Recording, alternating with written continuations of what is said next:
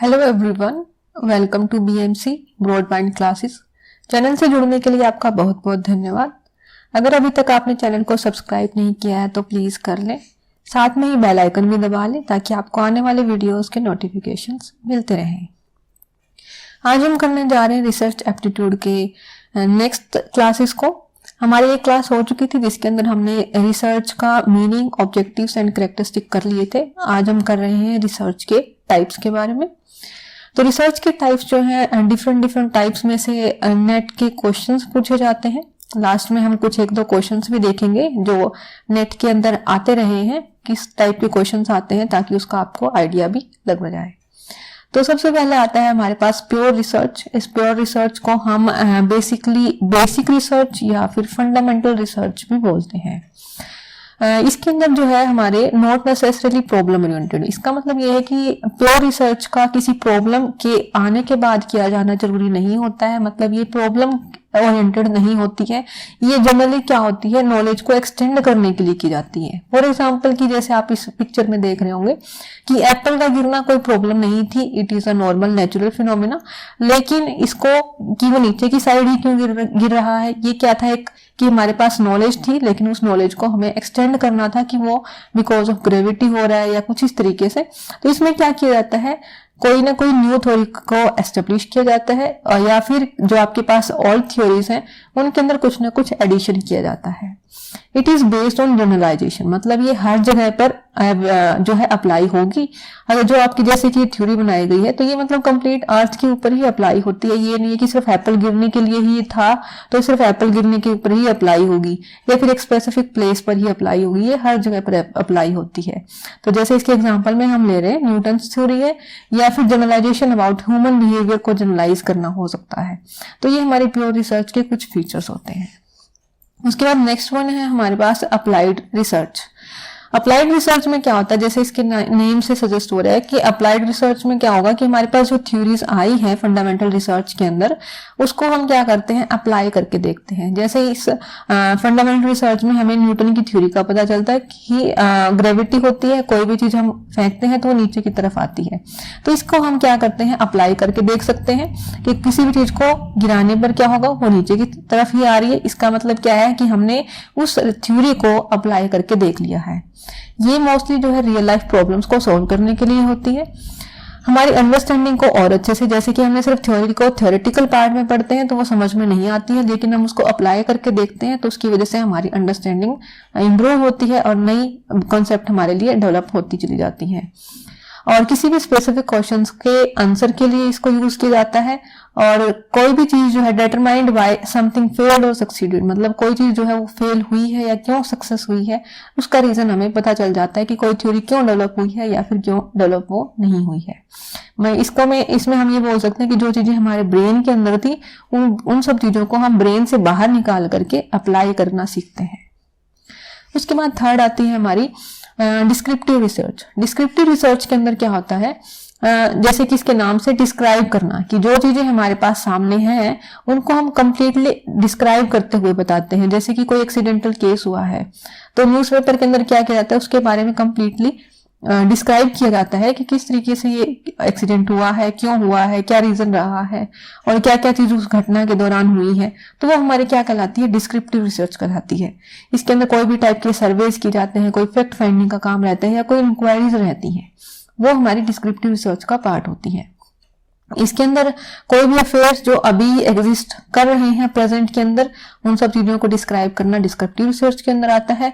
और इसके अंदर जो है वेरिएबल्स के ऊपर कोई कंट्रोल नहीं होता है। जैसे कोई जर्नलिस्ट है, कोई दुर्घटना हुई है, उसके बाद वो जाकर के उसको कवर कर रहा है, तो वो क्या कर रहा है, वेरिएबल्स को कंट्रोल नहीं कर रहा है, सिर्फ जो घटना हुई है उसको एक्सप्लेन करने का काम कर रहा है या फिर उसको डिस्क्राइब करने का काम कर रहा है। इसके अंदर रिपोर्ट्स दी जाती है about what happened and what is happening, कि क्या हुआ था एंड इस टाइम पर किसी चीज के लिए क्या हो रहा है। वो अपने वेरिएबल्स को कंट्रोल नहीं करता है। हमारे पास फोर्थ आती है एक्स पोस्ट फैक्टो। इसका मतलब क्या है, जैसे कि एक्स मतलब कोई चीज पास्ट की है, मतलब ऐसे फैक्ट जो आफ्टर द फैक्ट, मतलब कोई चीज हो चुकी है, आफ्टर द फैक्ट के बारे में बात करता है। जैसे कि डिस्क्राइब क्या कर रहा था वो, क्वालिटेटिव मेजर्स में उसको डिस्क्राइब कर रहे हैं। ये हमारी डिस्क्रिप्शन ही देता है, लेकिन डिस्क्रिप्शन हमारी जो रहती है वो क्वांटिटेटिव मेजरमेंट में रहती है, उसको नंबर्स बेस्ड बताया जाता है। इसके अंदर जो है हमारी it includes the matter of descriptive को ही लिया जाता है, लेकिन वो डिस्क्रिप्टिव वाले उस पार्ट को लिया जाता है जो हम मेजरमेंट कर सकते हैं। इसके अंदर भी हम वेरिएबल्स को चेंज नहीं कर सकते हैं, क्योंकि डिस्क्रिप्टिव का ही एक तरीके से पार्ट हम इसको बोल सकते हैं, क्योंकि डिस्क्रिप्टिव में हमने क्या किया है, डिस्क्राइब किया है, और उसको हम मेजर करना हमारा क्या कहलाएगा, एक्स पोस्ट फैक्टो कहलाएगा। जैसे कि शॉपिंग ठीक है हो रही है मार्केट में, उसको हम डिस्क्राइब कर रहे हैं तो हमारी डिस्क्रिप्टिव में जाएगा, लेकिन कितने टाइम बाद हो रही है या फिर कितनी हो रही है वो अगर हम लिख रहे हैं तो वो हमारी एक्स पोस्ट फैक्टो कहलाएगी। उसके बाद आती है एनालिटिकल रिसर्च। इसके अंदर क्या करते हैं, हमारे पास जितने भी फैक्ट्स हैं, इंफॉर्मेशन हमारे पास ऑलरेडी अवेलेबल है, हमें सिर्फ उनको एनालाइज करना होता है। ठीक है, इसमें क्या किया जाता है, एनालिसिस किया जाता है। इट इन्वॉल्व्स क्रिटिकल थिंकिंग, क्योंकि जब हम किसी चीज को एनालाइज करते हैं तो उसके जो प्रो एंड कॉन्स दोनों को ही साथ में लेकर के चलते हैं कि क्या क्या हमारे पास बेनिफिट हो सकते हैं इस चीज के, क्या क्या हमारे पास लिमिटेशंस या फिर कमियां क्या क्या हो सकती है। तो इसको अंदर हम क्रिटिकल थिंकिंग को लेकर के चलते हैं। ये एक तरीके की इन डेप्थ स्टडी होती है, या फिर एक हमारे पास जो भी इंफॉर्मेशन अवेलेबल है उसकी एक इवेल्युएशन होता है, उसकी एक चेकिंग होती है। नेक्स्ट आता है हमारे पास, इसके अंदर जैसे कि ये भी गिवन है, डिस्क्रिप्टिव के अंदर हम सिर्फ फैक्ट को व्हाट आर द फैक्ट ही देखते हैं, जबकि एनालिटिक के अंदर की कोई चीज क्यों हो रही है हम इसके अंदर उस चीज को एनालाइज करते हैं कि अगर कोई एक्सीडेंट हुआ तो कैसे हुआ वो हमने कहां पर बता दिया, डिस्क्रिप्टिव के अंदर बता दिया, लेकिन क्यों हुआ उसको एनालाइज किया जाना वो हमारा एनालिटिकल रिसर्च होता है। नेक्स्ट है कॉन्सेप्चुअल रिसर्च। ये हमारी कॉन्सेप्ट बेस्ड होती है, as the name suggest it is the research that relates to the abstract concept and ideas के बेस्ड पर रहती है। ये जो है थिंकर और फिलोसफर जो है कोई भी नए कॉन्सेप्ट को डेवलप करने के लिए यूज करते हैं। जैसे कि हम साइकोलॉजी की थ्योरीज देखते हैं तो वो सारे क्या है, कॉन्सेप्ट बना दी गई हैं, किसी न किसी बात के पहले कोई रिसर्च की जाती है, उसके बाद कोई नई कॉन्सेप्ट बनाने के लिए कोई रिसर्च किया जाता है, तो वो हमारी कॉन्सेप्टुअल रिसर्च कहलाती है। इसके अंदर कोई ज्यादातर प्रैक्टिकल एक्सपेरिमेंट जो है वो नहीं होते हैं। नेक्स्ट है एक्सप्लोरेटरी रिसर्च। इसके अंदर होता है हमारा एक्सप्लोर करना। एक्सप्लोर करना मतलब किसी ऐसी जगह पर जाकर के रिसर्च करना, या फिर कुछ ऐसे फील्ड के अंदर जाकर के रिसर्च करना जिसके बारे में पहले से हमें नॉलेज बहुत कम है, या फिर पहले से इन्वेस्टिगेशन या रिसर्च का काम वहां पर बहुत कम हुआ है। ये एक टाइप की फॉर्मुलेटिव रिसर्च होती है, या फिर इसको हम प्रीलिमिनरी रिसर्च भी बोलते हैं, क्योंकि ये पहले स्टेप होता है एक टाइप की रिसर्च का। अगर ये रिसर्च हमारी सक्सेसफुल रहती है तो इसके बाद रिसर्च के काफी सारे काम वहां पर होंगे। It is defined as the research used to investigate a problem. मतलब ये क्या की जाती है, किसी प्रॉब्लम को इन्वेस्टिगेट करने के लिए की जाती है, जो ऐसी प्रॉब्लम जो अभी तक अच्छे से डिफाइन नहीं हो पाई है, पहले उस प्रॉब्लम को डिफाइन किया जाएगा, देन उसके बारे में कंप्लीट रिसर्च वहां पर किए जाएंगे। तो इसलिए ये क्या है, एक स्टार्टिंग पॉइंट है रिसर्च का। इसके जो स्ट्रक्चर है, क्योंकि ये स्टार्टिंग है और उस प्लेस में ज्यादातर रिसर्च हुई नहीं है, या उस फील्ड के अंदर ज्यादा रिसर्च नहीं हुई है, तो इसलिए हम इसको इल स्ट्रक्चर्ड भी बोल सकते हैं, या फिर लेस फोकस्ड भी होती है, या फिर प्री डिटरमाइंड ऑब्जेक्टिव इसके अंदर नहीं होती है। क्योंकि इसके अंदर प्री डिटरमाइंड ऑब्जेक्टिव होंगे तो फिर ऑब्वियसली एक्सप्लोरेटरी रिसर्च नहीं कही जाएगी। एक्सप्लोरेटरी का मतलब ही एक्सप्लोर करना होता है, ऐसी चीजों तक एक्सप्लोर करना जहां तक अभी तक हम नहीं पहुंच पाए हैं।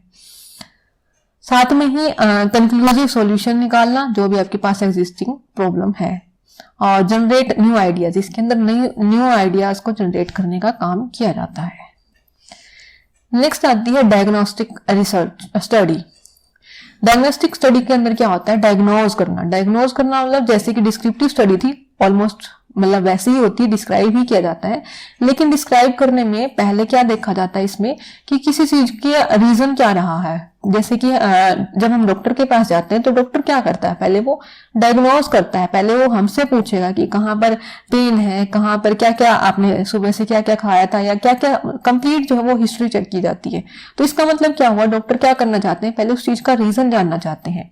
तो यहाँ पे भी क्या रहता है कि जो रिसर्च होती है, मेन डिस्कवरी जो रहती है वो रीजन को जानने की रहती है। एंड देन रीजन के बाद अगर हमें रीजन पता होगा तो ऑब्वियसली डॉक्टर भी सही तरीके से हमें दवाइयां दे पाएगा।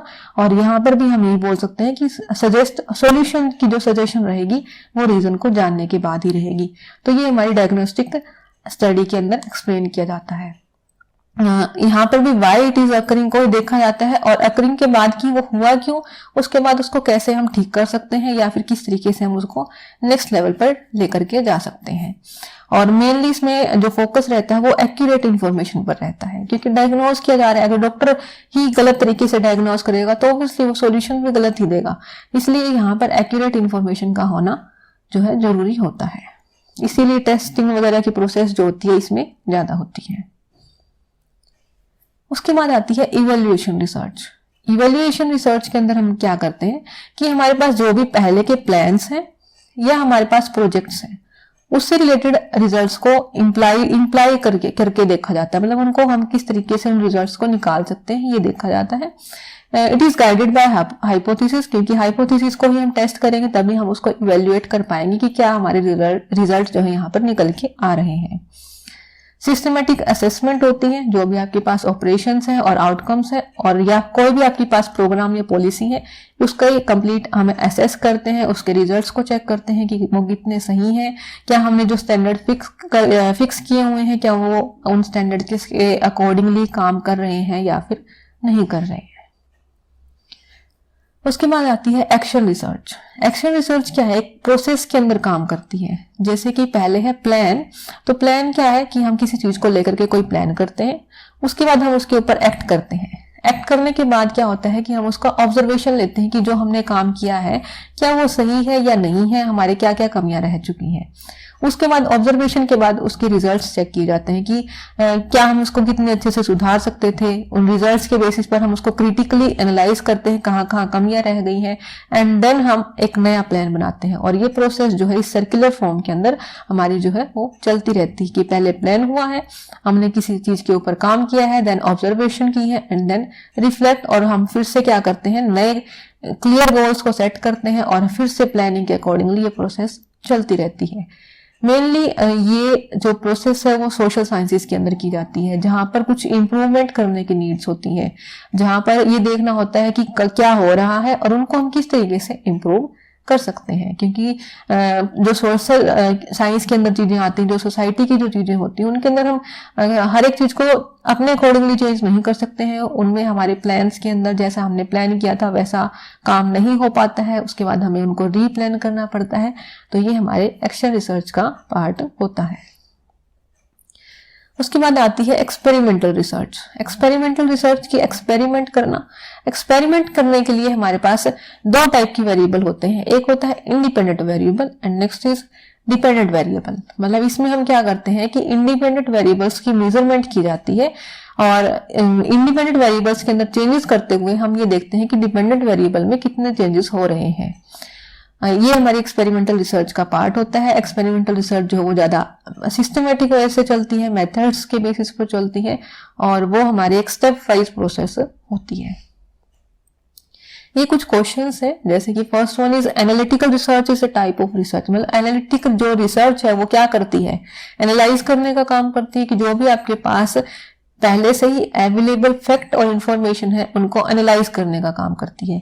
तो इसके लिए हमारा ऑप्शन रहता है डी, एनालाइज द फैक्ट और information that is already available.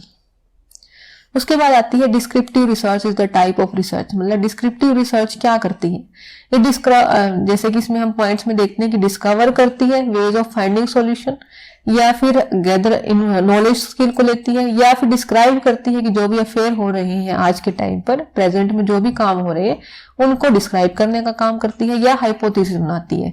तो हाइपोथेसिस भी नहीं है क्योंकि वो इवैल्यूएशन के अंदर मेनली फोकस करती है, सिर्फ नॉलेज को इकट्ठा करना भी नहीं है, फाइंडिंग सॉल्यूशन का काम भी इसमें नहीं होता है। तो ये क्या करती है, डिस्क्राइब करने का काम करती है, जो भी आज प्रेजेंट में हुआ है, होने वाला है या हो रहा है उसको डिस्क्राइब करने का काम इसमें किया जाता है। उसके बाद है कि the process not needed in experimental research. इनमें से किस चीज की नीड नहीं होती है एक्सपेरिमेंट रिसर्च के लिए? तो कंट्रोलिंग चाहिए होता है, क्योंकि आपके पास एक्सपेरिमेंटल रिसर्च में डिपेंडेंट वेरिएबल भी है, इंडिपेंडेंट वेरिएबल भी है, तो उनको कंट्रोल करने की नीड होती है। उनको टाइम टू टाइम ऑब्जर्व भी करना होगा, और उनको हम, क्योंकि इंडिपेंडेंट वेरिएबल में हम अपने अकॉर्डिंगली मैनिपुलेशन भी करते हैं, तो ये भी हमें चाहिए होता है। तो रेफरेंस कलेक्शन की हमें यहाँ पर नीड नहीं होती है। तो ये थे हमारे कुछ क्वेश्चंस भी। Thank you so much. अगर वीडियो अच्छी लगी हो तो प्लीज सब्सक्राइब भी करना, लाइक एंड कमेंट जरूर कर दिया करें आपको कैसी टाइप की वीडियोस चाहिए हैं, कितना आपको समझ में आ रहा है, और प्लीज सपोर्ट करते रहें। Thank you so much.